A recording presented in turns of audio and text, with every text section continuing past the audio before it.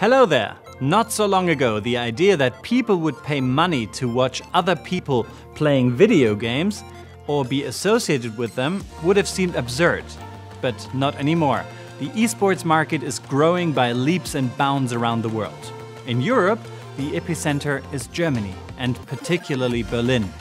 If you've never dived into the German esports universe, this video will help you. If you're already an enthusiast, you can skip to the end.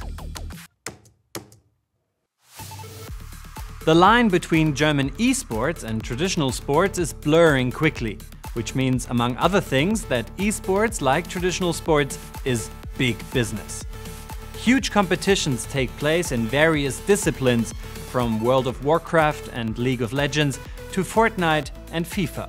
There are teams with more or less eye-catching logos, including Team Vitality, Mad Lions, Riot Games and G2 Esports. And there are stars, often sporting cryptic nicknames, who, if they're good enough and clever enough, can graduate from the sporting to the management side. Meet Carlos Ocelot Rodriguez. The charismatic Spaniard is a former top League of Legends player and the founder and CEO of G2 Esports. The team is based in the German capital. Thanks to Rodriguez and company COO Peter Mucha, G2 has grown into one of the world's leading global esports and entertainment brands and earned a cabinet full of trophies. Mucha used to work for giant companies like Universal Music and Microsoft, but he's never regretted switching to the mad world of G2. Esport is one of the fastest growing environment that you currently can find. It's part of the big world of entertainment. It's changing every year for the positive, and therefore I think it's one of the most attractive environment overall. Here's why companies like G2 are on such a high. PricewaterhouseCoopers says that Germany is the world's fourth largest esports market with 25% annual growth. Esports market researchers Newzoo put the global yearly esports revenues at $1.1 billion, 637 million of that in sponsorship alone. And that's excluding other sources of revenue like games. A number of big German companies are taking esports very seriously. Firms like Adidas, DHL and Mercedes-Benz all have major sponsorship deals. The League of Legends World Championship was held in Berlin in 2015 with financial help from the city government.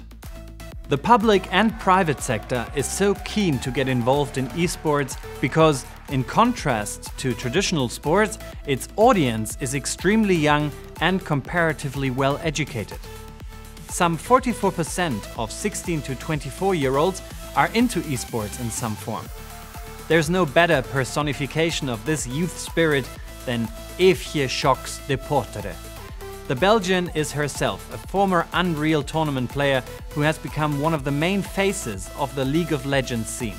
She has also moved to Berlin. There's a lot going on in Germany. Professional organizations that come from Germany that are doing very, very well in different scenes, as well as individual players, as well as huge streamers. So yeah, I would definitely say Germany is a hub. This is it. This is where I want to stay. Esports is booming. Esports is amazing. Esports is professional, and some of the traditional sports broadcasts could learn a thing or two from esports. So I'm in it for the long haul. How quickly can a foray into esports be profitable? Here's an example from the world of traditional sports.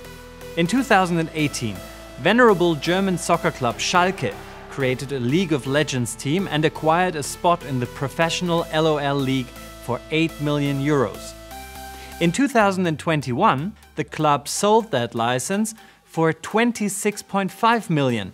It's one of the best bits of business the Royal Blues have done in years. The rise of celebrity esports teams, players and commentators has created all sorts of profitable niches. Berlin firm Esports Consultants comes up with marketing and strategy campaigns and stages large-scale esports events. It also supports teams, for instance, by arranging lodging in so-called gaming houses for players competing in Germany and up-and-comers who are training here. It's more and more interesting for non-endemic brands to be involved in esports sponsorings here. It's absolutely independent of huge arenas and being in public. And if you compare that to the regular industry, for example, football in Germany, they have maybe 3 billion revenue. In esports, if you see all the games, all the teams, all the sponsorships and so on, together we are around 5 or 6 billion per year. And I think it will grow in the next 3 or 4 years to 9 billion. The best way to get in on all the esports action is to be on the ground in Germany. Germany Trade and Invest can help you set up shop here. As a government agency, GTAI's services are free, so you have nothing to lose and quite a lot to win by contacting us at gtai.com. And punch the thumbs up and share buttons if you liked what you've seen. And if you didn't, well then, I guess it's game over.